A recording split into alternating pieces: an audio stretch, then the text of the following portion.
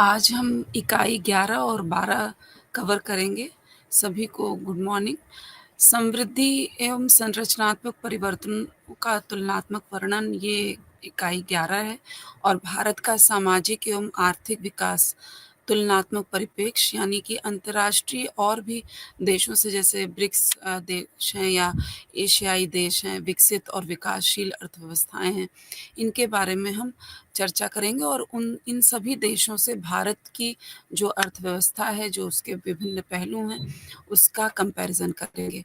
अब अगर हम देखें तो जो आर्थिक विकास है, वो राष्ट्रीय अर्थव्यवस्थाएँ जो हैं उनमें जो संरचनात्मक परिवर्तन होते हैं, संरचनात्मक परिवर्तन अगर हम देखें कि तो प्राथमिक क्षेत्र से द्वितीयक क्षेत्र और माना जाता है, उसके बाद वो तृतीयक क्षेत्र की ओर जो सकल घरेलू उत्पाद है उसका क्या कंट्रीब्यूशन है टोटल जीडीपी सकल घरेलू उत्पाद में इन तीनों क्षेत्रों का क्या कंट्रीब्यूशन है? साथ ही साथ इनमें कितना श्रम बल लगा हुआ है या एक सेक्टर से या एक क्षेत्र से दूसरे क्षेत्र में कितने लोगों का हस्तांतरण हो रहा है या कितना परसेंटेज ये समय-समय पर इंक्रीज़ डिक्रीज़ कर रहा है कि परसेंटेज ऑफ जीडीपी कितना इनकम में कंट्रीब्यूशन हो रहा है इन डिफरेंट क्षेत्रों का। अब साथ ही साथ हम ये भी देखते हैं कि विभिन्न जो सस्टेनेबल कांसेप्ट्स हैं यानी धारणीय समृद्धि है उसके बारे में भी स्टडी करते हैं। अब अगर हम सिद्धांत पर जाएँ तो डिफरेंट अर्थशास्त्री हैं जिन्होंने ऐसा बताया कि शुरू में ज़्यादातर जो रोज़गार है वो कृषि क्षेत्र का ही पार्ट होता है और जैसे-जैसे विकास होता है वैसे-वैसे औद्योगीकरण बढ़ता जाता है और आय में कृषि क्षेत्र का जो है वो कंट्रीब्यूशन या अंश जो है रेशियो वो कम होता जाता है। और ये माना जाता है कि जब एक लेवल का औद्योगीकरण हो जाएगा और तो धीरे-धीरे सेवा क्षेत्र या तृतीय क्षेत्र का अंश बढ़ता है। तो एक क्रोनोलॉजी ये रहेगी कि पहले कृषि क्षेत्र पे ज़्यादा से ज़्यादा लोग उसमें एम्प्लॉयड रहेंगे, रोज़गार की स्थिति में रहेंगे। उसके बाद सेकेंडरी सेक्टर यानी जो इंडस्ट्रियल सेक्टर है, औद्योगिकीकरण क्षेत्र है, उसमें एम्प्लॉयड रहेंगे। फिर उसके बाद जो है तृतीयक क्षेत्र का में योगदान ज़्यादा होगा, जो भी हमारी वर्किंग फ़ोर्स की पॉपुलेशन है। इसी तरीके से जो इन तीनों क्षेत्रों का जीडीपी में परसेंटेज है, वो पहले जब आरंभिक चरण होगा तो उसमें कृषि क्षेत्र का अधिक होगा। उसके बाद माना ये जाता है कि धीरे-धीरे औद्योगिक क्षेत्र का बढ़ेगा और कृषि क्षेत्र का कम होगा और फिर एक समय ऐसा आएगा जब और विकास कर जाएँगे तो कृषि एवं औद्योगिक क्षेत्र में ऐसे सेक्टर्स डेवलप हो जाएँगे कि उससे फिर जो सेकेंडरी टर्शरी सेक्टर है यानी कि सेवा क्षेत्र है, उसका उसमें कंट्रीब्यूशन उसका जीडीपी में कंट्रीब्यूशन जो है वो बढ़ जाएगा और वहाँ पर एम्प्लॉयमेंट का लेवल जो है वो कम जो कृषि क्षेत्र है उसमें धीरे-धीरे जो एम्प्लॉयड लोग हैं वो कम होंगे और जीडीपी में कंट्रीब्यूशन भी कम होता जाएगा, अगर विकास की ओर हम अग्रसर हो रहे हैं। और जो अर्थव्यवस्थाओं में रोज़गार के अंश में बदलाव है, उसका उसमें बताते हैं कि आर्थिक समृद्धि कुल रोज़गार में कृषि के जो अंश है उसमें गिरावट दिखाती है और गैर कृषि क्षेत्रों में जो श्रमिक लगे हुए हैं उनकी अनुपात या संख्या दोनों में वृद्धि ला देती है। यानी जो कृषि के अलावा बाकी सेक्टर्स हैं उसमें अंशदान बढ़ता जाएगा और साथ ही साथ उसमें लगे हुए श्रमिक जो हैं वो भी बढ़ते जाएँगे क्योंकि माना ये जाता है कि जो कृषि क्षेत्र है उसमें जितनी आवश्यकता है उससे कहीं अधिक लोग लगे होते हैं अगर बाकी सेक्टर्स में एम्प्लॉयमेंट की ग्रोथ रेट या रोज़गार की स्थितियाँ उतनी बढ़िया ना हो या साधन या अवसर उपलब्ध ना हो तो। तो सेवा क्षेत्र गतिविधि का महत्व जो है 1970-89 की अवधि में जो है जब कैपिटलिस्ट जो सेक्टर है वो ज़्यादा बढ़ने लगा, तो जो गैर समाजवादी देश हैं, उनके उसमें ये दिखने लगा कि जो सर्विस सेक्टर है, वो बढ़ता चला गया। जैसे कई अर्थव्यवस्थाएँ परिपक्व होती जाती हैं, उत्पादन और रोज़गार दोनों ही कृषि क्षेत्र में का कंट्रीब्यूशन या अंश जो है वो घटता जाता है। और इस गिरावट के साथ ही उत्पादन और रोज़गार में सेवाओं के अंश में वृद्धि देखी जाती है। भारत में कुछ ऐसा हुआ कि एक क्रमिक उसमें इस तरीके से देखा जाता है कि कंट्रीब्यूशन इंडस्ट्रियल सेक्टर का ऑलमोस्ट स्टैग्नेंट सा है। उसमें बहुत ज़्यादा बढ़ोतरी नहीं। सीधे कृषि क्षेत्र में जो भी कमी आई है अंश की, चाहे वो रोज़गार से संबंधित हो, चाहे उसका उत्पादन में अंश हो यानी इनकम कंट्रीब्यूशन हो जीडीपी में, तो वो सीधे जो इंक्रीज़ परिलक्षित हो रहा है, वो सर्विस सेक्टर में परिलक्षित हो रहा है, ना कि इंडस्ट्रियल सेक्टर में, क्योंकि इंडस्ट्रियल सेक्टर ऑलमोस्ट स्टैग्नेंसी की स्थिति दिखा रहा है, यानी उसका जो परसेंटेज है उसमें बहुत ज़्यादा उतार-चढ़ाव नहीं है। 2016 में विश्व सकल घरेलू उत्पाद का जो 70% है वो सेवा क्षेत्र ने ही दिया है, यानी अगर हम टोटल वर्ल्ड का कंट्रीब्यूशन देखें तो सर्विस सेक्टर जो है उसका कंट्रीब्यूशन सबसे ज़्यादा है।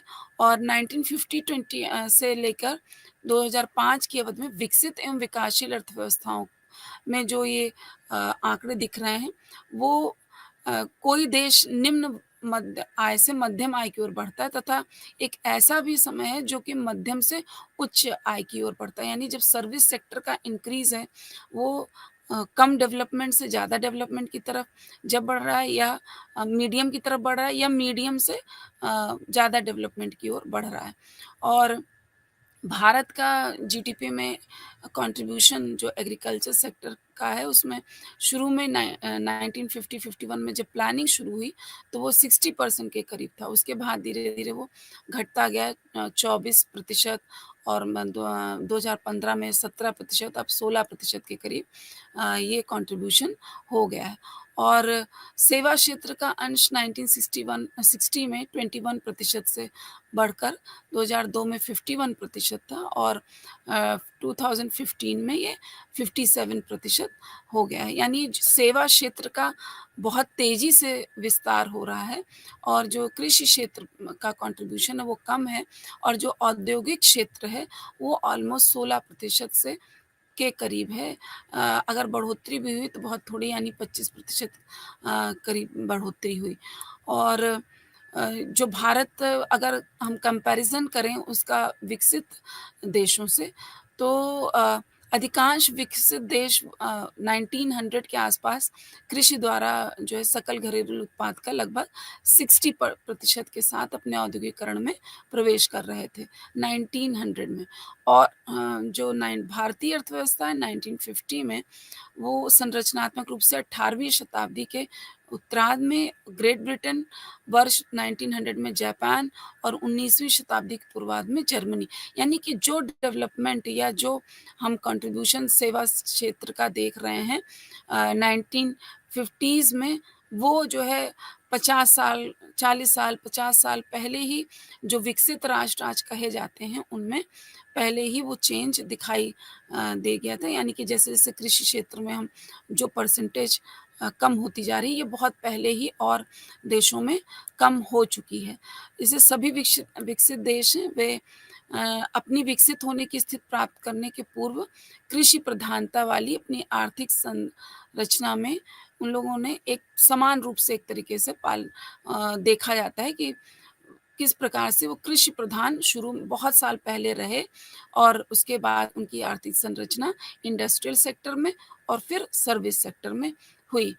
अधिकांश विकसित देशों की अर्थव्यवस्था की संरचना भी इस रूप में सदृश दिखती है कि विकसित अवस्था में प्रत्येक देश अपने राष्ट्रीय उत्पादन में पहले कृषि का अ, मतलब कम अंश था, फिर उद्योग का अधिक अंश हुआ, और फिर सेवाओं का काफ़ी अधिक अंश जो है वो दर्शाता है। और रोज़गार का अंश उस क्षेत्र के उत्पादन अंश के साथ ही चलता है, जैसे सेवा क्षेत्र में रोज़गार का उच्चतम अंश, उद्योगों का एक मध्यम अंश और कृषि का निम्नतम अंश। ये डेवलप्ड कंट्रीज़ जितनी हैं, उसमें ये देखा जाता है कि सेवा क्षेत्र में सबसे अधिक है, फिर उद्योगों में मध्यम अंश का है, और कृषि में जो है वो निम्नतम अंश का है, अगर हम रोज़गार की दृष्टि से देखें। यानी कि जो विकसित देश हैं, वहाँ पर डिपेंडेंसी जो हमारी वर्किंग फ़ोर्स पॉपुलेशन की है, उसकी कम है एग्रीकल्चर सेक्टर में, औद्योगिक क्षेत्र यानी इंडस्ट्रियल सेक्टर में मीडियम ही है, मध्यम अंश का है और कृषि क्षेत्र में सबसे कम है, सेवा क्षेत्र में सबसे अधिक है। और अगर हम ये देखें तो भारतीय अर्थव्यवस्था में संरचनात्मक जो परिवर्तन हुए हैं, उसमें सेवा क्षेत्र बहुत तेज़ी से बढ़ा है, उस जिसको हम कहेंगे उत्कर्ष रहा है उसका बहुत तेज़ी से बढ़ना। इसमें राष्ट्रीय आय में अपना अंश और तेज़ी से बढ़ाया है और उद्योग मतलब 55% के अबव चल रहा है। जो सेवा क्षेत्र है और जो आपका कृषि क्षेत्र है उसका 16% के करीब आ गया और जो आपका औद्योगिक क्षेत्र है उसमें 20s में 16 से 20 के प्रतिशत के करीब चल रहा है। तो इस समय सबसे कम कंट्रीब्यूशन जीडीपी में भारत में अगर हम देखें तो कृषि क्षेत्र का है, उसके बाद औद्योगिक क्षेत्र का है मतलब ज़्यादा है उससे और उससे ज़्यादा सबसे ज़्यादा जो है वो सेवा क्षेत्र का है। उद्योग विशेषकर विनिर्माण जिसे मैन्युफैक्चरिंग सेक्टर हम कहते हैं, जिसे आर्थिक विकास की क्रम में आरंभिक अवधि में इस समृद्धि के प्रमुख सहयोगी के रूप में देखा जाता है। भारत ने आर्थिक विकास में एक महत्वपूर्ण भूमिका निभाई हम कह सकते हैं क्योंकि वो बहुत तेज़ी से बढ़ती हुई विकासशील अर्थव्यवस्था की श्रेणी में आ रहा है और कोविड के बाद की अगर हम परिस्थितियाँ देखें, तो कई सारे विकसित देश, कई सारे विकासशील देश जो हैं, उनकी ग्रोथ रेट उतनी अच्छी नहीं है, जितना भारत की ग्रोथ रेट चल रही है अगर कंपैरिज़न किया जाए। यहाँ तक कि बहुत सारे विकसित देश हैं जो कि नेगेटिव ग्रोथ रेट भी शो कर रहे हैं। जबकि विकसित देशों ने औद्योगिकीकरण के एक प्रमुख चरण से ही गुज़री है और अर्थव्यवस्थाओं में सेवा प्राधान्य के चरण में प्रवेश किया है। जहाँ उद्योग ने अर्थव्यवस्था में 50% तक का कंट्रीब्यूशन यानी अंश हासिल किया है, पर भारत का इससे भिन्न है। जो डेवलप्ड कंट्रीज़ हैं, वो जब कृषि से हटी मतलब उनका कंट्रीब्यूशन हटा है अंशदान, तो औद्योगिक क्षेत्र में आया, करीब-करीब 50% तक आया। फिर वो बढ़कर सेवा क्षेत्र में आया। पर भारत में जो भी कमी आई कृषि क्षेत्र में, वो सीधे ट्रांसफ़र हुई सेवा क्षेत्र में। भारत बिना औद्योगिकीकरण के उत्तर औद्योगिक सेवा अर्थव्यवस्था की ओर कदम बढ़ा चुका है क्योंकि टूरिज्म सेक्टर है, इंश्योरेंस सेक्टर है। 1991 के बाद जब भारत में लिबरलाइजेशन यानी और प्राइवेटाइजेशन यानी निजीकरण, उदारीकरण, निजीकरण, बाजारीकरण और वैश्वीकरण, ये हमने जब 1991 की पॉलिसी में अपनाया, तब से भारतीय अर्थव्यवस्था की दिशा एवं दशा एकदम से बदली और वो तीव्र गति से वो जो बदलाव था वो देखने में आया। तो इसमें कृषि क्षेत्र से हटकर जो विकास था वो सेवा क्षेत्र की ओर सबसे ज़्यादा इसीलिए देखने में आता है क्योंकि इकॉनमी ओपन हो गई, जो सर्विस सेक्टर था जिसमें इंश्योरेंस है, आपका टूरिज़्म है और भी सर्विसेज़ जितनी भी आती हैं, तो उनका विस्तार बहुत तेज़ी से हुआ क्योंकि उसके पहले ज़्यादातर सर्विसेज़ जो हैं वो रिज़र्व्ड थी पब्लिक सेक्टर के अंतर्गत। अब पब्लिक सेक्टर ने खोल दिया उसको प्राइवेट सेक्टर के लिए, यानी कि उसका निजीकरण हो सकता है या इक्विटी शेयरिंग बढ़ गई, तो इससे सर्विस सेक्टर यहाँ पे बहुत ज़्यादा तेज़ी से बढ़ा। कुछ दशकों के दौरान जो टेक्नोलॉजिकल चेंजेज़ हैं या प्रौद्योगिकी सुधार हैं, वो तमाम देशों में सेवाओं को बढ़ती हुई माँग के की ओर इसीलिए प्रवृत्त किया है। वो अभी प्रति व्यक्ति आय के साथ तुलनात्मक रूप से निम्न स्तर पर संचार प्रौद्योगिकियों के विकास एवं देशों के बीच लोगों के आवागमन ने प्रदर्शन प्रभाव उत्पन्न किया। यानी जब टेक्नोलॉजिकल चेंजेस हो रहे थे तो लेबर जो इंडस्ट्रियल सेक्टर था वहाँ पे उसकी कम रिक्वायरमेंट हो रही थी, तो वो सर्विस सेक्टर की ओर बढ़ने लगा। और आज भी हम ये देखने में आते हैं कि जितने भी ये विकासशील देश हैं, वो विकसित देशों के अनुरूप अपनी माँग को दिखाते हुए प्रदर्शनकारी प्रभाव के अंतर्गत वो ज़्यादा उपभोग करते हैं, यानी माँग जो है वो की प्रवृत्ति जो है वो बढ़ती जाती है। जो मार्जिनल प्रोपेंसिटी टू कंज्यूम है, वो विकासशील अर्थव्यवस्थाओं में बहुत तेज़ी से बढ़ती है, डिमॉन्स्ट्रेशन या इफ़ेक्ट या प्रदर्शनकारी प्रभाव के अंतर्गत।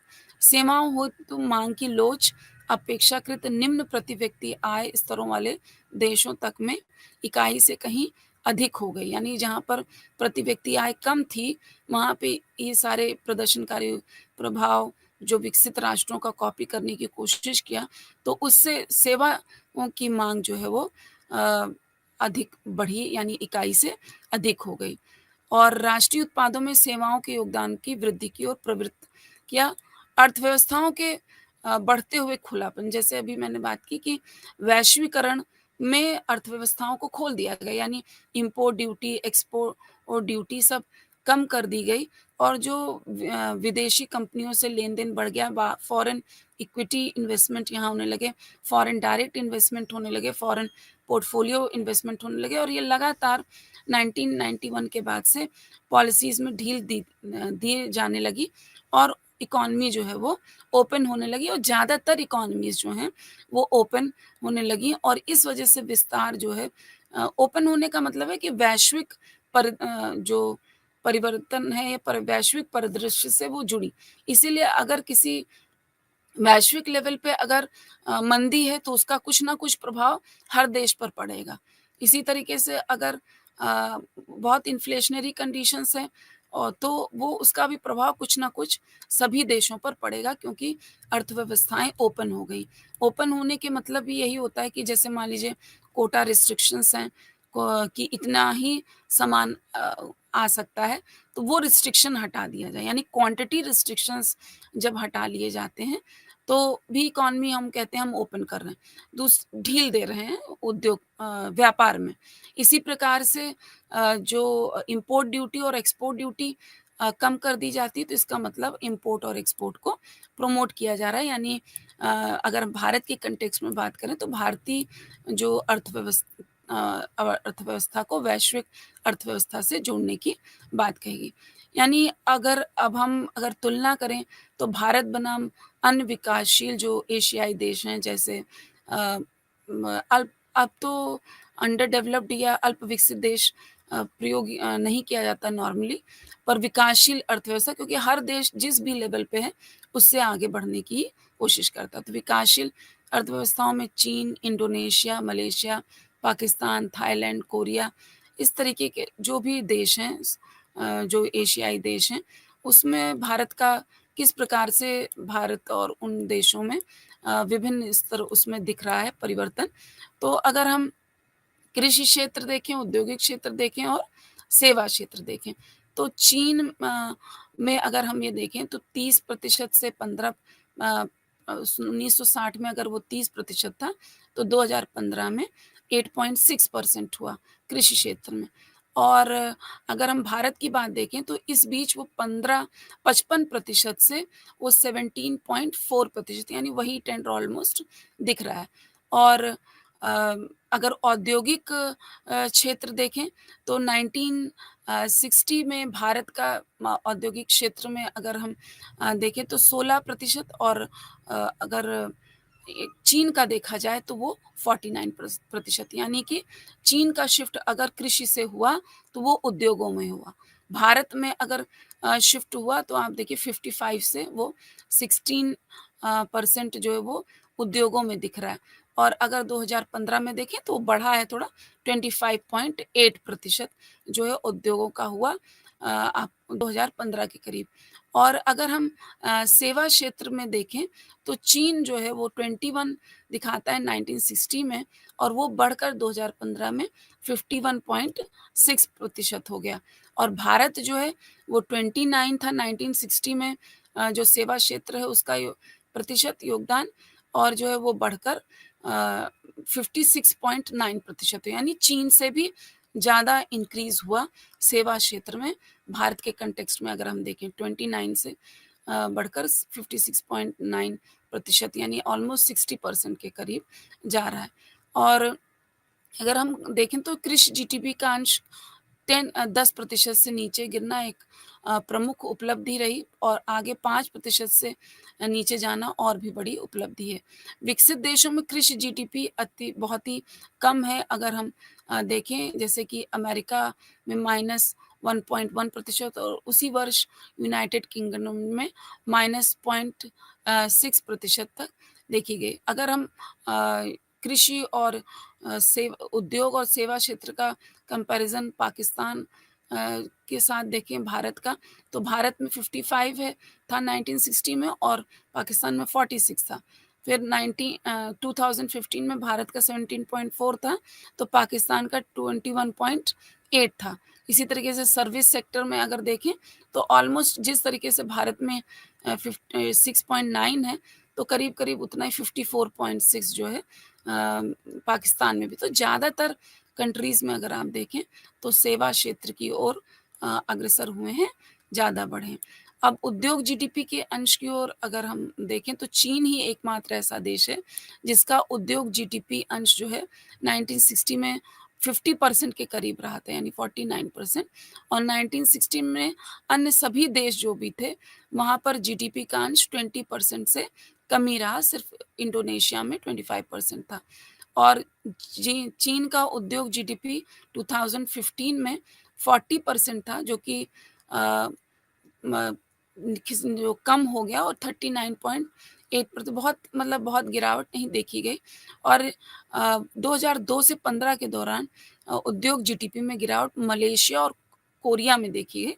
बाकी नॉर्मली बहुत ज़्यादा गिरावट नहीं देखी गई। 1960 में कोरिया अपना उद्योग जीडीपी अंश 20% दिखा रहा था, जो कि 2002 में बढ़कर 41% हुआ, पर फिर 2015 बहुत ज़्यादा नहीं कमी हुई, पर मार्जिनल कमी 39.8 परसेंट की दिखाई दी।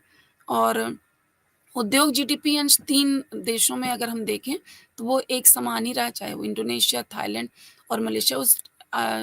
अगर आप जो आपकी यूनिट है उसमें टेबल को देखें, तो इस तरीके से दिखता है। वर्ष 2002 से 2015 के बीच अगर हम देखें, तो भारत-पाकिस्तान में उद्योग जीडीपी अंश में निष्क्रियता यानी परस्पर अंशता विभिन्नता देखी गई, और संरचनात्मक परिवर्तन या स्थानांतरण जो यानी ट्रांसफ़र जो है, वो कृषि जीडीपी में एक सदृश ही गिरावट जो है वो देखी जा रही। और सेवा क्षेत्र में तो जैसे हम सभी का देख रहे हैं, तो वो सेवा क्षेत्र का अंश जो है वो बढ़ा ही है, सभी देशों में ऑलमोस्ट 50% के अबव ही रहा है। अब वर्ष 1991 2017 की अगर हम अवधि में देखें, तो रोजगार में परिवर्तन, कृषि से श्रमिक बल का स्थानांतरण सभी देशों में सकल घरेलू उत्पाद में परिवर्तन के मुकाबले धीमा ही रहा है। यानी कृषि क्षेत्र से जो शिफ्ट हुआ कम हुआ, पर बहुत ज़्यादा कम नहीं हुआ। जैसे चीन ने तो अपना कृषि क्षेत्र रोज़गार घटाकर वो आधा करने में सफल रहा है, जैसे 55% से 27%। पर भारत जो है वो 1/3 घटा सका, वो 63% से 44%। और जापान ने कृषि में न्यूनतम श्रमिक बल लगाने वाले देश के रूप में उत्कृष्टता हासिल की। यानी कि जापान एक ऐसा देश रहा, जहाँ पर कृषि से ज़्यादा वो श्रमिक हटा पाया। और चीन ने भी काफ़ी अच्छा प्रदर्शन किया हटाने में, पर भारत में बहुत ज़्यादा वो कृषि क्षेत्र से हटा नहीं पाए हैं। क्योंकि जो डेवलपमेंट है, यानी जो डेवलप्ड कंट्रीज़ हैं, वहाँ पर अगर देखा जाए, तो कृषि क्षेत्र में लगे हुए लोग जो हैं वो बहुत कम प्रतिशत है, और जो विकासशील अर्थव्यवस्थाएँ हैं, वहाँ पर वो प्रतिशत अधिक है। क्योंकि हालाँकि कुछ देश ऐसे भी हैं कि जहाँ पर वो कम ही है, जैसे चीन में अ, अगर हम देखें, तो श्रमिक बल का जो योगदान है वो मलेशिया, श्रीलंका, फिलीपींस एवं पाकिस्तान उद्योगों में जो रोज़गार का समावेशन है, उसमें नॉर्मली हम स्टैग्नेंसी या गतिहीनता जो है उसकी अवधि से देखने को मिलती है। और भारत ने औद्योगिक रोज़गार के अंश में जो 15% से बढ़कर 25%, यानी कि जब कृषि से शिफ्ट हुआ, तो औद्योगिक क्षेत्र में भी दिखा एक समय में, और फिर उसके बाद वो सर्विस सेक्टर में गया। अगर प्रमुख क्षेत्रों के अनुसार हम रोज़गार का अंश देख रहे हैं, तो 1991 और 2017 का अगर कृषि का देखें, तो चीन का 55% से 27%, भारत 63% से 44%, इंडोनेशिया 53 से 31, जापान में पहले भी कम था 7%, और 2017 में 4%, मलेशिया में 26% था, और वो 2017 में 12% रहा और पाकिस्तान में 48 से 42 यानी बहुत पाकिस्तान में तो एकदम बहुत ज़्यादा परिवर्तन नहीं देखने को मिला है, रिमार्केबल। अगर हम औद्योगिक क्षेत्र की बात करें तो चीन में 19 से 24 रहा, भारत में 15 से बढ़कर 25% हुआ, इंडोनेशिया में 14 से बढ़कर 22%, जापान में कम हुआ क्योंकि ऑलरेडी अधिक था 35% था तो 27% हुआ, मलेशिया में स्टैग्नेंट रहा 27 से 27, पाकिस्तान में औद्योगिक क्षेत्र में 20 का 20 ही रहा, फिलीपींस में 15 से बस थोड़ा ये बढ़ के 16 यानी अगर हम मैक्सिमम कंट्रीज़ का देखें, श्रीलंका में 26 का 26 ही रहा, तो ऑलमोस्ट ज़्यादातर जगहों पे स्टैग्नेंसी देखी गई, कुछ जगहों पे थोड़ा-सा इंक्रीज़ है। पर अगर हम सेवा क्षेत्र का देखें, तो चीन का 1991 में अगर 26% था, यानी ये जो आर्थिक सुधारों का दौर जब शुरू हुआ तब की बात है और 2017 के आंकड़ों के अनुसार 49% था। भारत में 22 से 31 प्रतिशत, इंडोनेशिया में 33 से 46%, जापान में 58 से 70 बढ़ोतरी हर जगह देखी गई। कहीं ऐसा नहीं हुआ कि जो स्तर था उससे कोई कमी आई हो।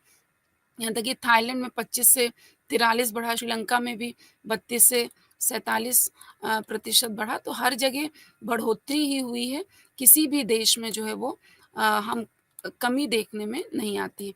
अब हम अगर जो ब्रिक्स अर्थव्यवस्थाएँ हैं, जिसमें USA, European zone, Germany, Japan, Brazil, रूस, भारत, चीन, दक्षिण अफ्रीका, अगर इन सब का हम देखें तो इसमें जो समवृद्धि दर है उसकी अगर हम तुलना करें तो वर्ष 2010 में अगर वर्ल्ड का देखें तो 5.2 था, यूएसए में 3.0, ये 2010 से 2016 की तुलनात्मक समवृद्धि दर दिखा रहे हैं अगर इस बीच में और 2010 में 5.2 विश्व का था, यूएसए का 3.0, यूरोपियन ज़ोन का 1.8, जर्मनी 3.6, जापान 4.4 और भारत की इस समय 2010 में ग्रोथ रेट 9.9 तक गई और चीन की दहाई में यानी 10.4%, दक्षिण अफ्रीका 5.4, रूस 4.5, ब्राज़ील 7.5, ये सारी ब्रिक्स कंट्रीज़ हैं और अगर हम 2016 में देखें तो विश्व का जो समृद्धि दर है वो कम हुई काफ़ी, 2.4 हुई।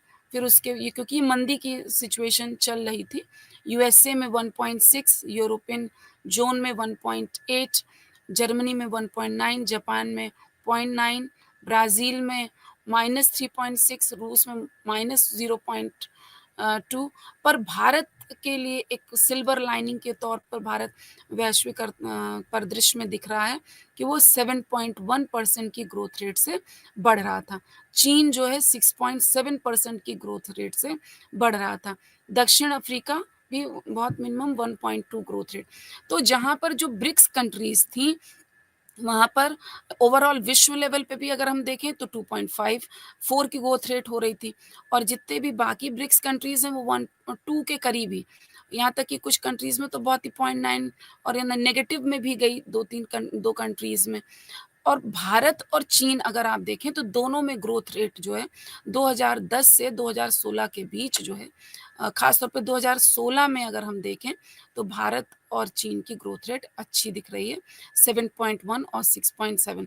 यहाँ तक कि 2015 में भारत की ग्रोथ रेट 8.0 थी और चीन की कम मतलब भारत से कम थी, 6.9 थी। 2016 में भी भारत की 7.1 है और चीन की 6.7 है। तो यानी जो एक भारत को हम कह सकते हैं एक प्रॉमिसिंग नेशन की तरह हमको दिख रहा है कि यानी ग्रोथ अगर सभी देश चाहे वो विकसित या विकासशील देश हैं जब विश्व में मंदी की सिचुएशन दिख रही है उसमें भी भारत की ग्रोथ रेट अच्छी दिख रही है। यहाँ तक कि कोविड के बाद भी बहुत सारी 2020 के बाद भी बहुत सारी कंट्रीज़ हैं जहाँ पर नेगेटिव ग्रोथ रेट दिखने लगी। यहाँ तक कि जो डेवलप्ड कंट्रीज़ हैं वहाँ पे मतलब ऐसी 1 या 1.23 की ग्रोथ रेट दिख रही है, वहाँ पर भारत में 6.7 और 7 के करीब की ग्रोथ रेट जो है वो दिख रही है।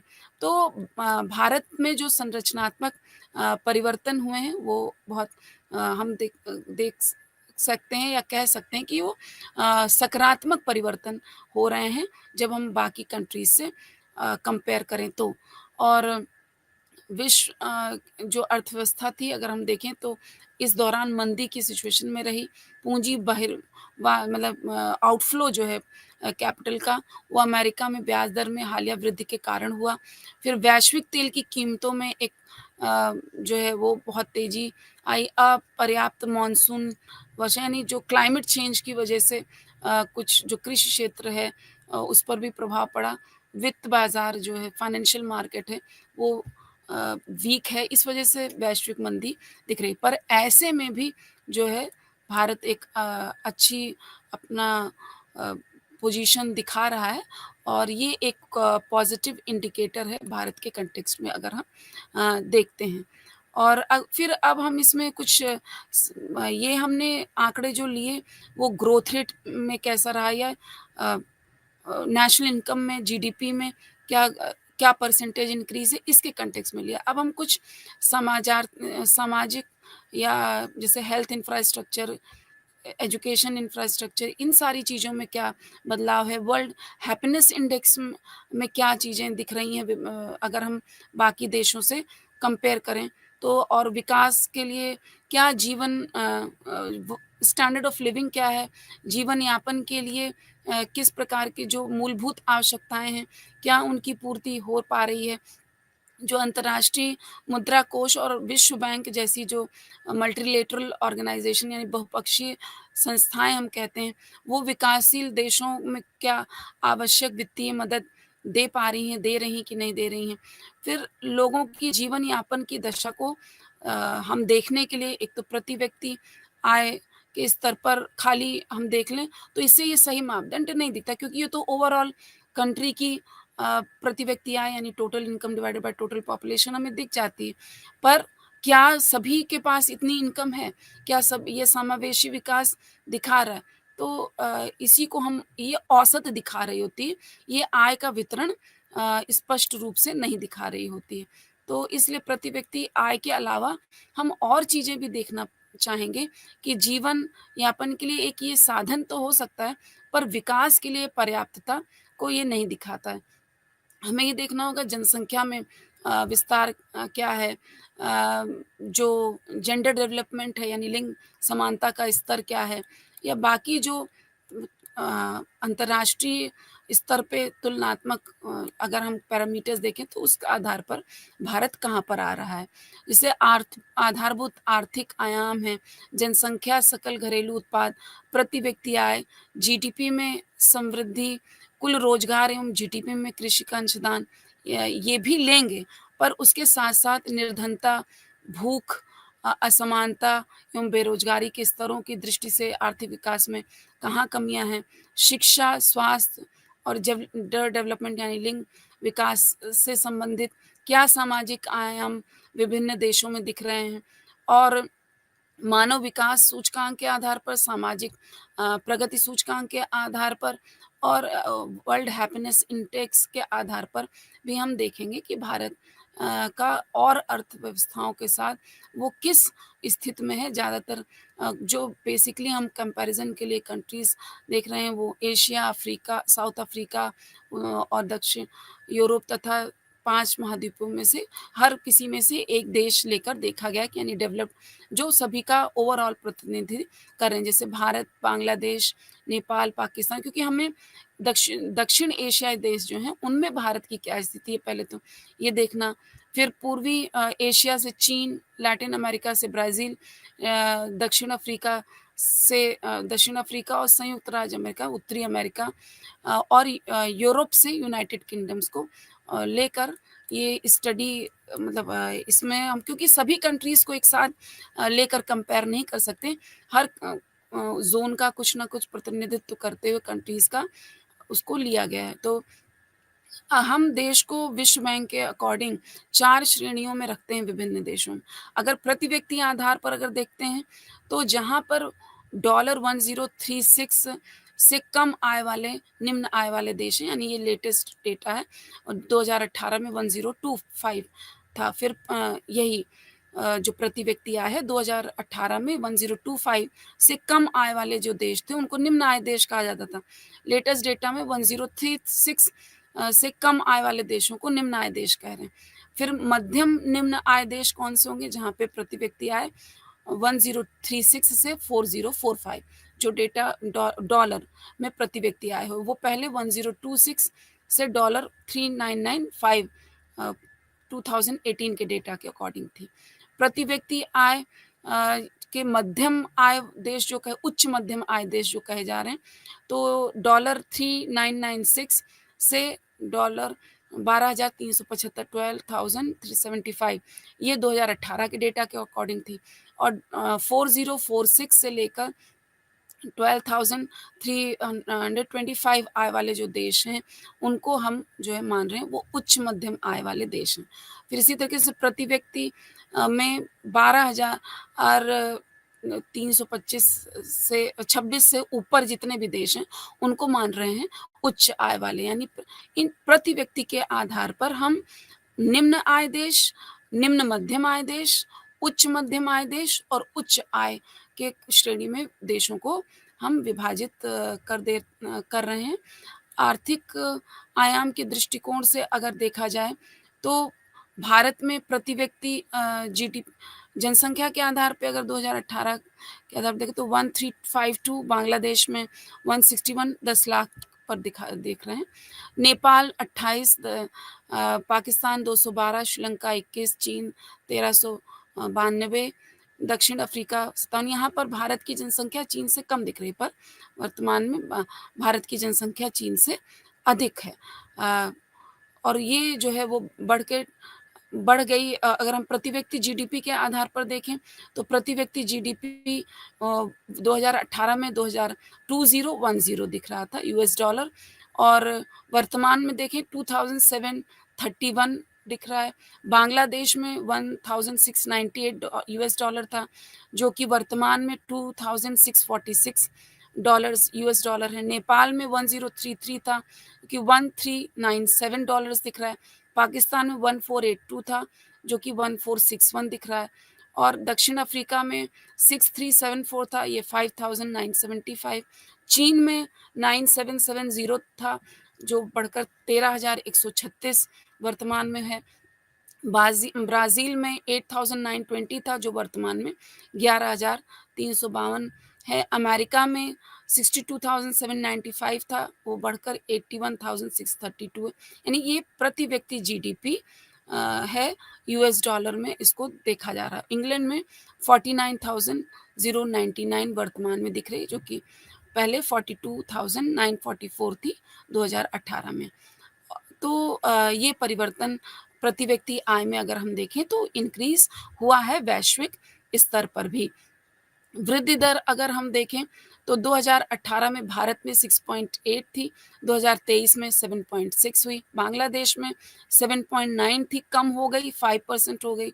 और पाकिस्तान श्रीलंका में 3.2 थी, वो कम होकर -2.3 हो गई। पाकिस्तान में 5.8 है, नेपाल में 6.7। श्रीलंका में गिरावट देखी गई। चीन में 6.6 थी, कम हो के 5.3 हो गई। जब भारत में 2023 में 7.6 है, तो चीन में 5.3 है। दक्षिण अफ्रीका में पहले भी कम थी, 0.8 थी 2018 में ग्रोथ रेट, और अब 1.2 थोड़ा इम्प्रूवमेंट हुआ है। ब्राज़ील में 1.1 से थोड़ा इम्प्रूवमेंट 2.1, अमेरिका में 2.9, क्योंकि ऑलरेडी कम था यहाँ पर जो विकसित देश हैं, तो 2.6 है। इंग्लैंड में 1.4 थी, और इंग्लैंड की अगर वृद्धि दर देखें तो काफ़ी कम है, -0.2 है। तो बहुत सारे विकसित देश भी हैं जो बहुत कम गति से बढ़ रहे हैं, और भारत जैसे विकासशील देश जो हैं वो तीव्र गति से बढ़ रहे हैं।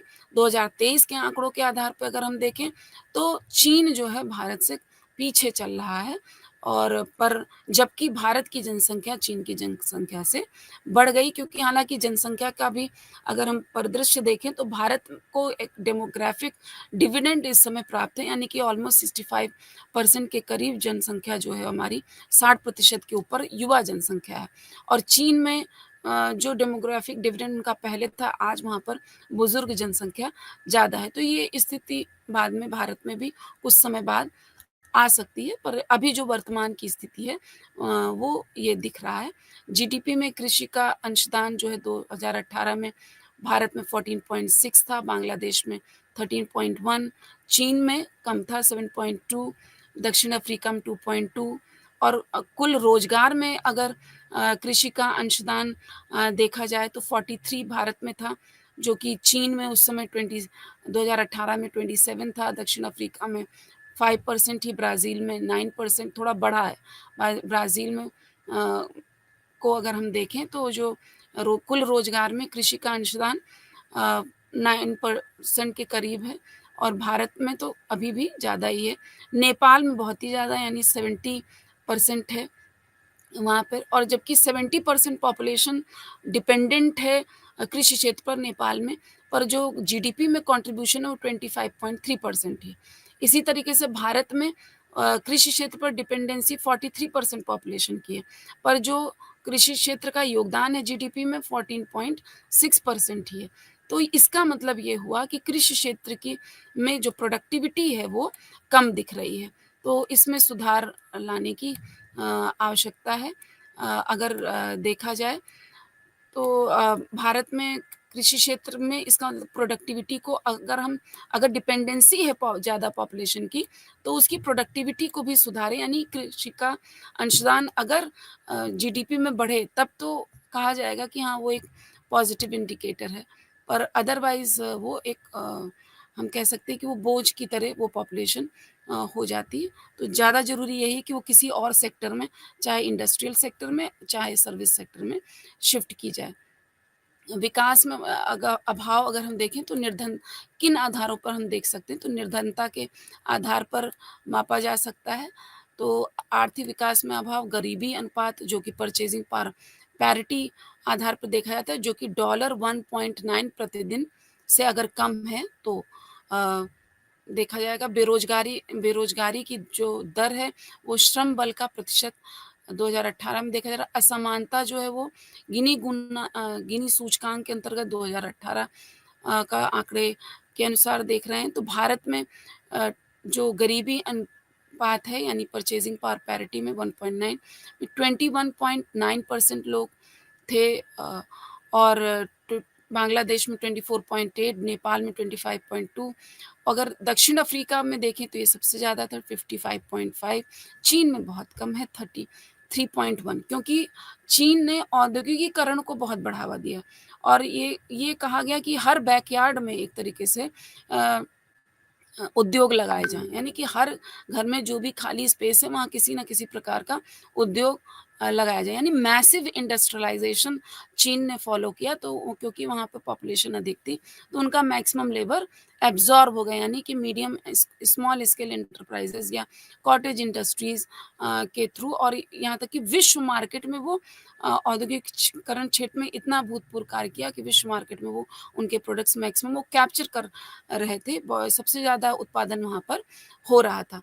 तो अगर गरीबी अनुपात देखें तो बहुत ही कम था वहाँ पे, 3.1% का रहा। बेरोज़गारी दर के अगर हम 2018 के आंकड़ों में देखें तो भारत में अगर 6.5 जो पीएलएफएस 2017-18 के आधार पर है, और चीन में देखें तो 4.4, श्रीलंका में 4.3, पाकिस्तान 3.0, नेपाल 1.2। तो क्योंकि जनसंख्या भी जहाँ कम है, तो वहाँ पर लोगों को रोज़गार के अवसर ज़्यादा मिल जाते हैं, क्योंकि जो भी पब्लिक एक्सपेंडिचर है वो होता है, तो उसमें मैक्सिमम एक्टिविटीज़ में अब्ज़ॉर्ब हो जाते हैं लोग। अगर हम इसको असमानता की दृष्टि से देखें, तो असमानता भारत में 40.8, अगर हम सबसे ज़्यादा असमानता देखें तो दक्षिण अफ्रीका में देखिए 69.6, ब्राज़ील में 52.5, भारत से भी ज़्यादा रही। चीन में भी ज़्यादा रही 48.8, यानी कि देखने में ये आता है कि जो अर्थव्यवस्थाएँ जब बहुत तेज़ी से बढ़ती हैं, तो वहाँ पे असमानता और तेज़ी से बढ़ती है। इसलिए जो गरीब व्यक्ति है, उसको सामाजिक सुरक्षा देने के लिए कई सारी सामाजिक सुरक्षा की नीतियों को फ़ॉलो करना पड़ता है, जो डिफ़रेंट देश हैं उनको। बेरोज़गारी के आधार पर भी हमने देखा कि जहाँ पर बेरोज़गारी और असमानता के आधार पर भी हम देखते हैं कि विभिन्न देश जो हैं जब तीव्र गति से बढ़ रहे होते हैं, तो वहाँ पर ये स्तर अ, डिफ़रेंस जो है वो गिनी कोएफ़िशिएंट का ज़्यादा आता है। अगर शैक्षणिक स्थिति को हम देखें तो शैक्षणिक स्थिति में प्राथमिक शिक्षा, माध्यमिक शिक्षा और जो उच्च शिक्षा, इन स्तरों पे देखना पड़ता है। तो जो प्राथमिक शिक्षा है वहाँ तो यूनिवर्सलाइज़ेशन यानी 100% कहा जाता है कि ग्रॉस एनरोलमेंट रेशियो जो है वहाँ पे 100% होना चाहिए, अ, जो प्राइमरी उस सेक्टर है उसमें। तो अगर वैसे एडल्ट एजुकेशन रेट हम देखें तो भारत में 74% रही, बांग्लादेश में 74%, नेपाल में 68%, पाकिस्तान में 59%, श्रीलंका में बहुत ज़्यादा रही 92%, चीन में और ज़्यादा 97%। यानी कि तीव्र गति से जब वो ग्रो कर रहे हैं, तो ये भी एक जगह ग्रोथ दिख सकती है कि कहीं ग्रोथ रेट ज़्यादा है। पर अगर हम उसको समाजार्थिक आधारों पर तुलना करें, जैसे शिक्षा के क्षेत्र में हम देख रहे हैं, तो चीन में अभूतपूर्व प्रदर्शन है, 97% जो है एडल्ट एजुकेशन रेट है। भारत में 74 एडल्ट एजुकेशन रेट ही रही। माध्यमिक शिक्षा में सकल नामांकन अगर हम देखें, तो 73% भारत में, बांग्लादेश में, नेपाल में 74, पाकिस्तान में बहुत कम है, 43, श्रीलंका में 98%, चीन में 88 परसेंट। और उच्च शिक्षा में अगर हम देखें तो चीन में 51%, श्रीलंका में 20%, पाकिस्तान में 9% लोग ही उच्च शिक्षा में, ग्रॉस एनरोलमेंट रेशियो अगर हम देख रहे हैं तो कम लोग ही उच्च शिक्षा ग्रहण करते हैं। नेपाल में 12% ही, बांग्लादेश में 21%, भारत में 28%। यानी भारत में नई शिक्षा नीति में इसीलिए ये टारगेट रखा गया है कि ये जो ग्रॉस एनरोलमेंट रेट है उच्च शिक्षा में 28% से बढ़ाकर इसको 50% तक ले जाना है। चीन देखिए 50% के ऊपर है, 51%। बाकी देशों में अगर हम, ब्राज़ील में भी 51% है, जबकि ब्राज़ील कुछ ग्रोथ रेट की दृष्टि से कम परसेंटेज दिखा रहा है। पर वैसे देखिए तो ये जो है लिटरेसी के आधार पे उच्च शिक्षा में देखिए तो 51% है। अमेरिका में, जो कि डेवलप्ड कंट्री की श्रेणी में है, वहाँ पे हायर एजुकेशन में 88% है। इंग्लैंड में 60% है। इंग्लैंड में माध्यमिक शिक्षा में जो सकल नामांकन था वो 126% है।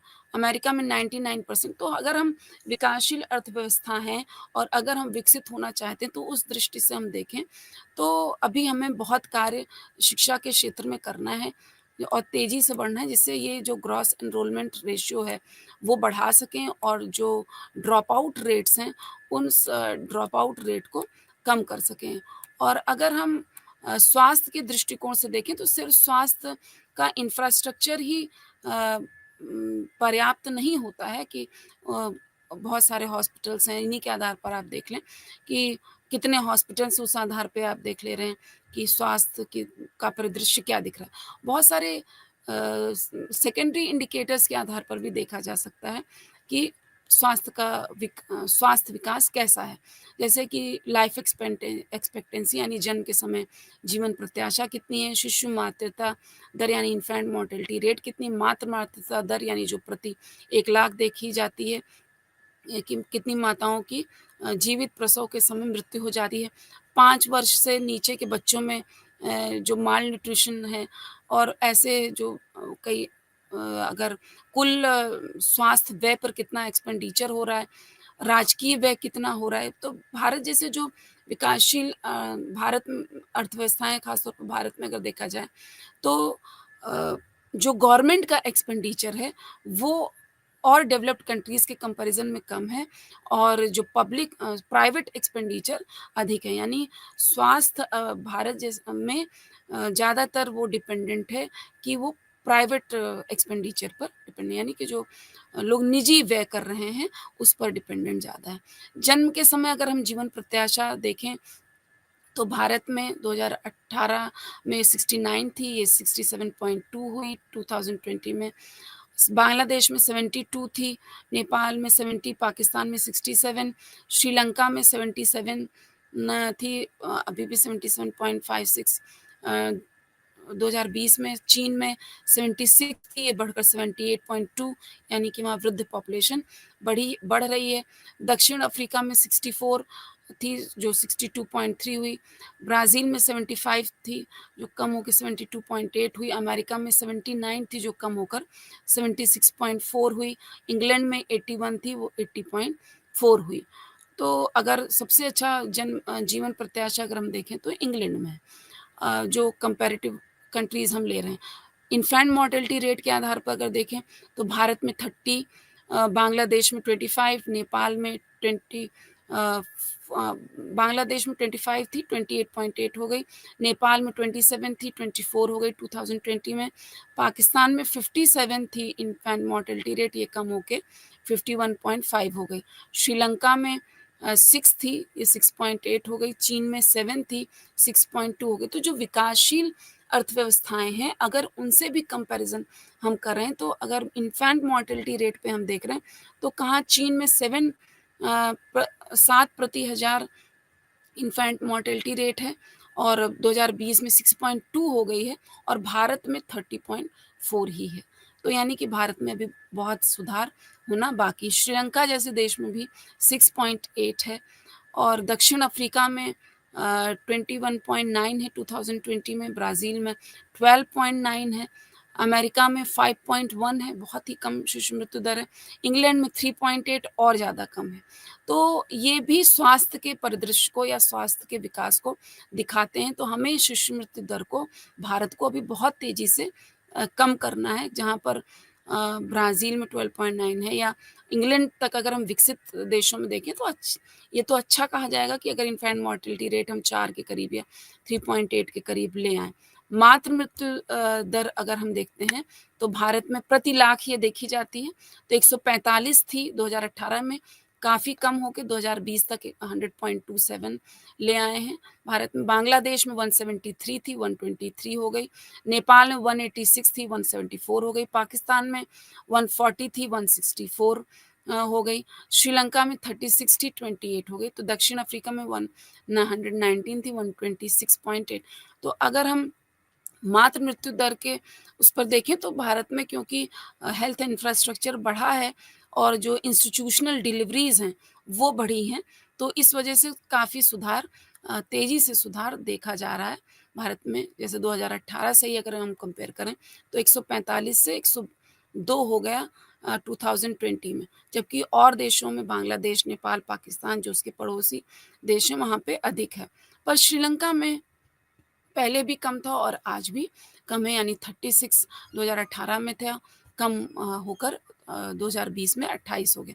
तो हमें ऐसी स्थिति को कंपैरिज़न इसीलिए ज़रूरी है कि हमें ये देखना कि हम विकसित देश से तो कितनी दूर हैं, पर जो हमारे साथ विकासशील अर्थव्यवस्थाएँ, जो ब्रिक्स कंट्रीज़ हैं, उन पर हम कहाँ एग्ज़िस्ट कर रहे हैं। जैसे अमेरिका में 19 प्रति लाख है, जो कि 21.1 प्रति लाख हुई।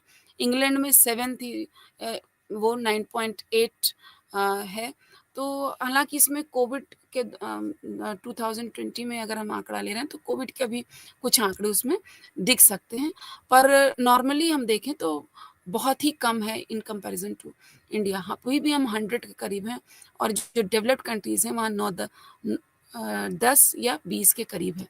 तो इस स्तर तक हमको तेज़ी से अपने आप को लाना है।